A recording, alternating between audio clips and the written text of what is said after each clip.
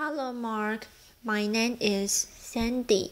My number is 53. My level is junior.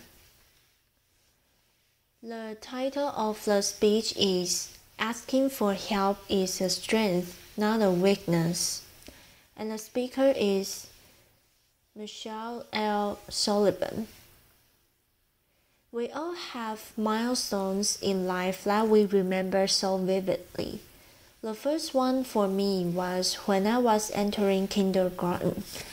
My big brother was in school, and by golly, it was my time, and I went trotting down that hallway. I was so excited, I almost went myself, and I go to the door, and there was the teacher with a warm welcome, and she took me into the classroom, showed me my little cubby hole. We all remember those little cubby holes, don't we? And we put our stuff in there. And then she said, "Go over to the circle and play with the kids until class starts." So I went over there and plopped down like I owned the place, and I'm playing, and all of a sudden, the boy next to me, he was wearing a white shirt with blue shirts. I remember it like it was yesterday. Suddenly, he stopped playing, and he said, "Why are you so short?" And I just kept playing. I didn't think he was talking to me. Laughter. And in a louder voice, he said, "Hey, why are you so short?" So I looked up and I said, "What are you talking about? Let's just play. We're happy. I've been waiting for this." And so we played, and about a minute later, the girl next to him in a white shirt and a pink skirt stood up, put her hands on her hips, and said, "Yeah, why do you look so different?" And I went, "What are you talking about? I don't look different. I'm not sure. Again, let's just play." About this time, I looked all around the circle I was in, and all the kids had stopped playing, and they were all looking at me. And I'm thinking, in today's language, it would be OMG or WTF, laughter. What just happened? So all the confidence that I went in with that morning was withering away as the morning went on, and the questions kept coming. And at the end of the morning, before I went home, the teacher had us in a circle, and I actually found myself outside of the circle. I couldn't look at anybody. I could not understand what just happened. And over the next few years, I hated to go out in public. I felt every stare, every giggle, every pointed finger, not a finger, but every pointed finger, and I hated it. I would hide behind my parents' legs like nobody could see me. And as a child, you can't understand another child's curiosity, nor an adult's ignorance. It became very apparent to me that the real world was not built for someone of my size, both literally or figuratively. And so I have no anonymity, as you can probably tell, and while you can see my size, we all go through many challenges through our lifetime, and some you can see, like mine. Most of you can't. You can't tell if someone's dealing with a mental illness, or they are struggling with their gender identity. They are caring for an aging parent. They are having financial difficulty. You can see that kind of stuff. So while you can see one of my challenges is my size, seeing does not mean you understand what it's truly to be me on a daily basis, or what I go through, and so I'm here to debunk a myth. I do not believe you can walk in someone else's shoes, and because of that, we must adopt a new way of giving of ourselves. Simply stated, I will never know what it's like to be you, and you will never know what it's like to be me. I cannot face your fears or chase your dreams, and you can't do that for me. But we can be supportive of each other. Instead of trying to walk in each other's shoes, we must adopt a new way of giving ourselves. I've learned at an early age that I didn't have to do some things different than most people, but I also learned there were things I was on equal footing with, and one of those was the classroom. I was equal. As a matter of fact, I excelled in the classroom. This was vitally important. I discovered as I grew older and realized I wasn't going to be able to do a physical job. I needed an education. So I went on and got a university degree, but I failed to be one step ahead of everyone for employment. I needed to have an advanced university degree, so I went ahead and got that. Now I'm ready for my interview. Remember your first interview? What am I going to wear? What questions? And don't forget that first handshake. I was right there with you. So 24 hours before my interview, a friend of mine who I've known all my life called and said, "Michelle, the building you are going in has steps." And she knew I couldn't climb steps. So suddenly my focus changed.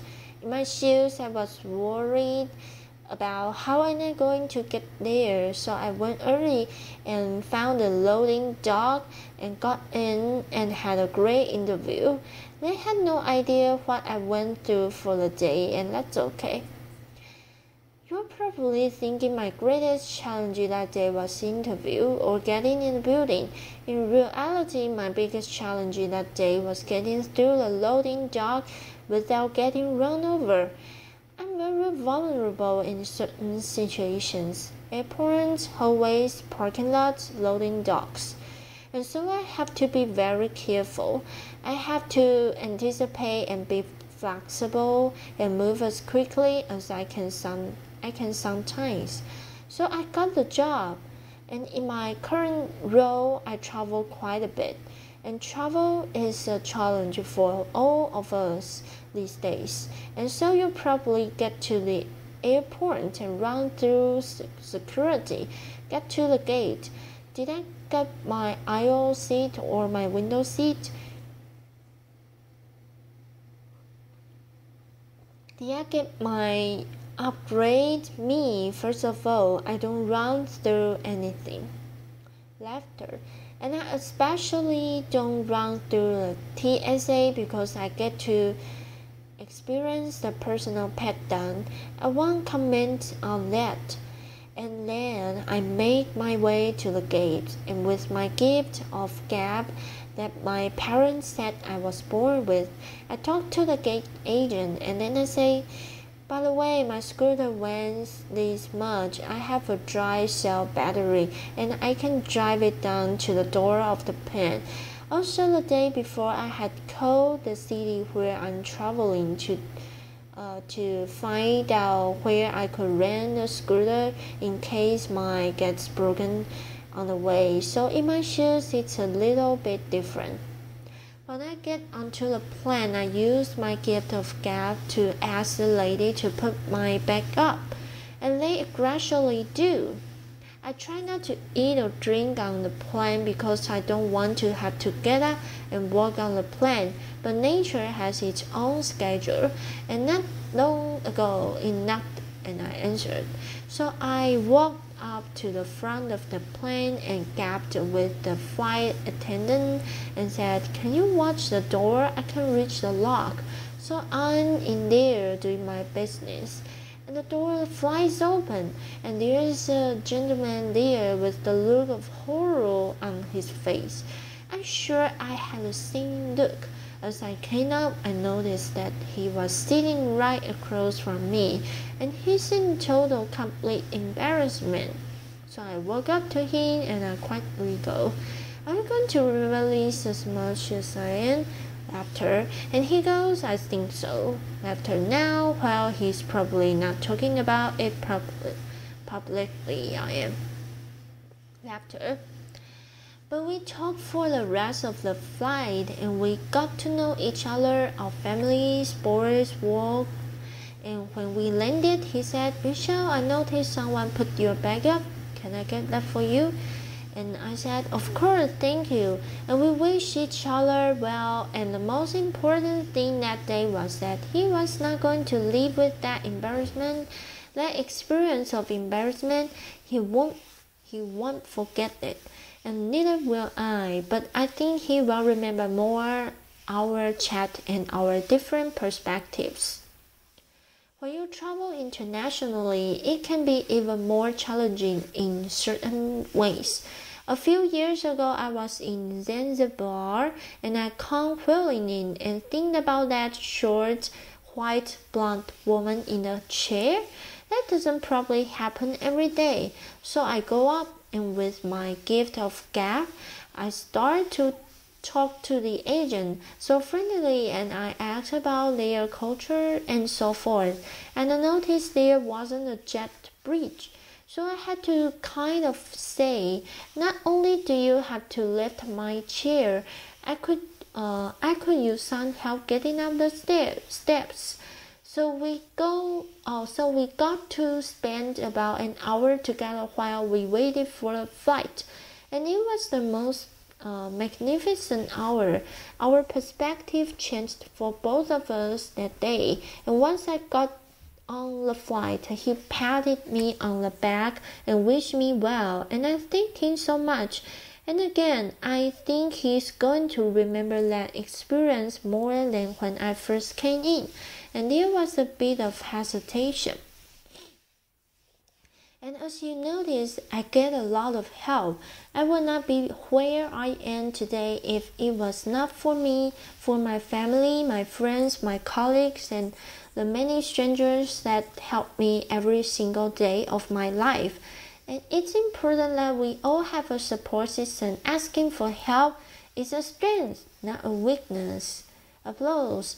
We all need help throughout our lifetime, but it is just as important that we are part of other people's support systems. We must adopt that way of giving back. We all obviously have a role to play in our own successes. But think about the role we have to play in other people's successes, just like people do for me every single day. It's vitally important that we help each other because society is increasingly placing people in silos based on biases and ideologies, and we must look past the surface and be confronted with the truth that none of us are what you can see. There's more to us than that, and we are all dealing with things that you cannot see. So living a life free of judgment allows all of us to share those experiences together and have a totally different perspective, just like the couple of people I mentioned earlier in my stories. So remember that the only shoes you truly can walk in are your own. I cannot walk in yours. I know you can walk in my size first. Laughter. But you can try. But we can do something better than that with compassion, courage, and understanding. We can walk side by side and support one another and think about how society can change if we all do that instead of judging on only what you can see. Thank you. Applause. Thank you.